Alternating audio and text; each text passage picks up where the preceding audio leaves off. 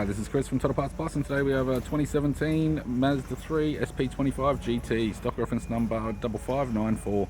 The shape runs from the 11th month 2013 through to the 2nd month 2019. It has a PY 2.5 litre 4-cylinder petrol engine backed by an automatic front-wheel drive transmission.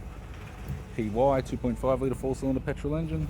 We have the left-hand headlight, left-hand LED fog light, left front 16-inch factory alloy mag with a good tyre, left power door mirror, both left-hand doors appear to have no damage, left rear 16-inch factory alloy mag with an average tyre, left tail light, left boot lid garnish, boot lid appears to have no damage, tidy rear bumper cover, park sensor type, right hand boot lid garnish, right hand tail light, right rear 16-inch factory alloy mag with a good tyre, both right hand doors appear to have no damage, right power door mirror and a right front 16-inch factory alloy mag with an average tyre.